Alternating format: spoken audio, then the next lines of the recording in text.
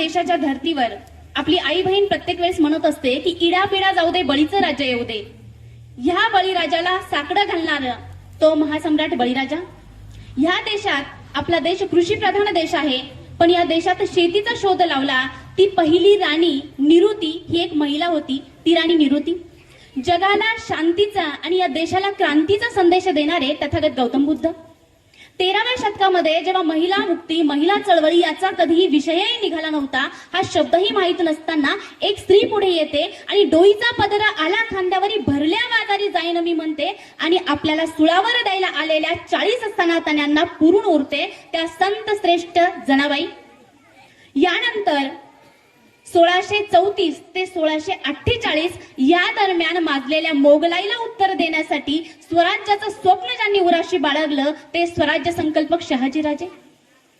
पाटीलकी, देशमुखी याही पलीकडे जाऊन जिने विचार केला, जिचं सासर मराठवाड्यातलं, माहेर विदर्भातलं, कार्यकर्तृत्व पश्चिम महाराष्ट्रातलं आणि शेवट कोकणात झाला, अशा संपूर्ण महाराष्ट्राला व्यापून असणारं कार्यकर्तृत्व म्हणजे आपल्या जिजाऊ. जी आई आज जगातील प्रत्येक आईचा प्रेरणा स्रोत आहे. तिने आपल्या कर्तृत्वानं, संस्कारानं, मातृत्वानं आणि दातृत्वानं एक नाही तर तब्बल 2 छत्रपती घडवले. एक ज्यांनी क्षणोक्षणी आपल्या छातडावर दगाफटका झेलून रयतेचं म्हणजे तुमचं, आमचं, माझं राज्य निर्माण केलं, स्वराज्य निर्माण केलं. ते कुळवाडी भूषण, बहुजन प्रतिपालक, विश्ववंद्या छत्रपती शिवाजी महाराज.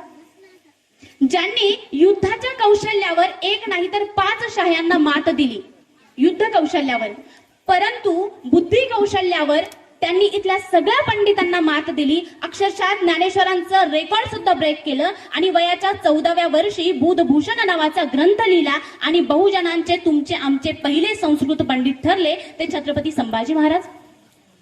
त्यांच्यानंतर एक छत्रपती अजून आहे ज्यांनी बहुजनांना जवळ केलं म्हणून मराठ्यांनी त्यांना दूर लोटलं.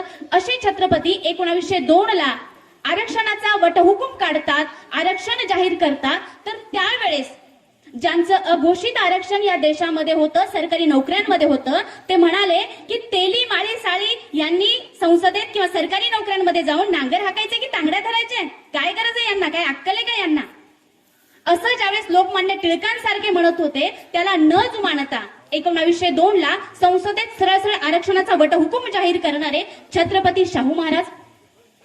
त्यानंतर या देशातील स्वराज्यानंतरचे पहिले कायदे मंत्री, ज्यांनी स्त्रियांचं जगणं हिंदू कोडविलामुळे सुकर केलं आणि ज्यांनी ओबीसी आरक्षणासाठी मंत्री पदाचा राजीनामा देण्याची धमक दाखवली, ते परमपूज्य डॉक्टर बाबासाहेब आंबेडकर.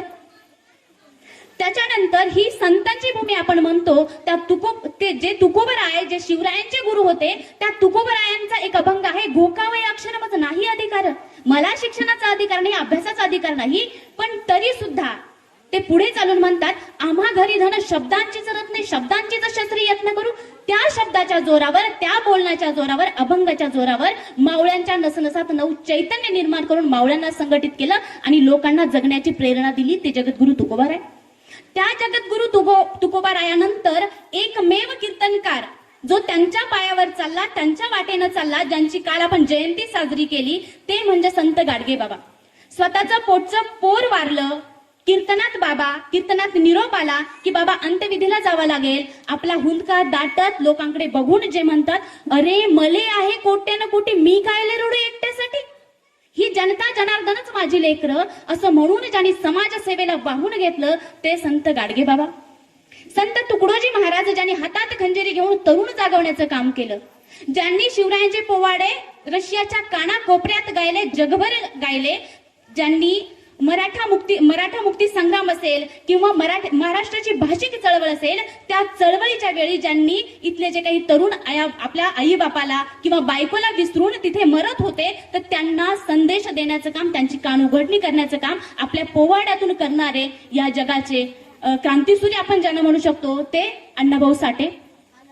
त्यानंतर ही संतांची भूमी. इथे अनेक संत झाले. संत रैदास असतील. संत रैदास म्हणतात की जात पात की खेळ में उलझ रहे सब लोग, मनुष्यता को खा रहा है रैदास नाम करो. तुम्ही जाती जातीत भांडत राहा, आम्ही तुम्हाला खाऊन टाकतो. त्यानंतर संत कबीर असतील.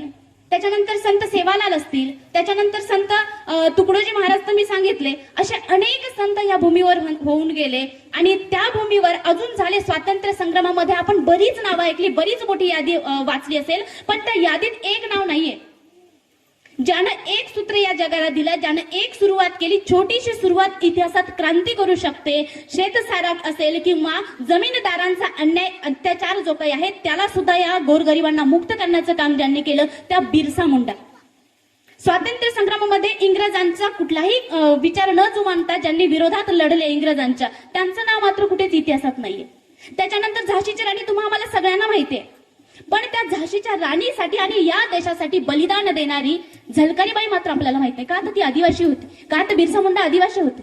म्हणजे हा आपला इतिहास लिहिला गेलेला आहे. तर मला सांगायचं आहे, झलकारीबाई रणचंडी बनकर रण में गोरों पे किलकारी थी, रणचंडी बनकर रण में गोरों पे किलकारी थी, गोली से छन्नी हुई वो झाशी नहीं झलकारी थी.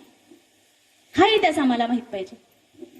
त्याच्यानंतर पुन्हा एकदा 17व्या शतकामध्ये ज्यावेळेस हा समाज अज्ञान, अंधकार आणि दारिद्र्याच्या कचाट्यात सापडलेल्या समाजात क्रांतीची लाट होऊन आल्या त्या अहिल्याबाई होळकर. ज्या अहिल्याबाई होळकरने एका विधवा बाईनं एका रात्रीत 5000 महिलांची तुकडी निर्माण केली, सैन्यफळी निर्माण केली आणि पेशवा राघोबा दादाच्या विरोधात उभी राहिली, ती अहिल्याबाई होळकर आम्हाला माहित नाही. आम्हाला रामाच्या पादस्पर्शाने पाहून झालेली अहिल्याबाई मात्र माहित आहे, पण रामासहित सगळ्या देवांचा जिने उद्धार केला ती अहिल्याबाई आम्हाला माहित नाही. तर ती अहिल्याबाई, तिच्यानंतर अजून एक महिला पुढे आली आणि त्या महिलेनं तुम्हा आम्हाला सगळ्यांनाच घडवलं. या महाराष्ट्रातील पहिली महिला पत्रकार तानुबाई बिर्जे कोणामुळे घडली? या महाराष्ट्रातील मुक्ता साळवे, दीन दलितांचं, मागणाराचं दुःख वेशीवर टाकणारी मुक्ता साळवे समाजसेविका झाली. फातिमा बीबी पहिल्या मुस्लिम मुख्याध्यापिका जिच्यामुळे झाल्या, जिच्यामुळे आज मी बोलण्यास लायक बनले, जिच्यामुळे वैशाली बोलण्यास लायक बनली, जिच्यामुळे स्मिता बोलण्यास लायक बनली, जिच्यामुळे माझ्या आया बहिणी शिकताय, त्या म्हणजे क्रांतीज्योती सावित्रीबाई फुले. या सावित्रीबाई फुलेंमागे उभे असलेले महात्मा ज्योतिबा फुले. आता हा समाज आज शिवरायांच्या जयंतीचा जल्लोष करतोय, पण हा समाज एक वेळ शिवरायांना विसरला होता. त्यावेळी शिवरायांचं फक्त चरित्र वाचलं आणि त्या चरित्रात नेमकं काय आहे त्यांना नाही कळलं. पण ते रायगडावर गेले, सलग 3 दिवस रात्रंदिवस ती समाधी शोधून काढली, ती समाधी साफ केली, त्याच्यावर फुलं वाहिली आणि शिवरायांवर पहिला पोवाडा, ज्यांनी आपण बाबासाहेब पुरंदरेने म्हणत असेल, पण पहिला पोवाडा शिवरायांचा ज्यांनी गायला ते म्हणजे महात्मा ज्योतिबा फुले. पहिली शिवजयंती या महाराष्ट्राच्या मातीत जर कोणी साजरी केली असेल तर ते म्हणजे महात्मा ज्योतिबा फुले. 19 फेब्रुवारी 1869 ला या महाराष्ट्राच्या मातीत पहिली शिवजयंती सुरू झाली आणि ती सलग चालू होती. पण त्याच्यानंतर पुन्हा शिवजयंतीचा तारखा आणि तिथीचा वाद निर्माण झाला आणि शिवजयंती बंद पडली.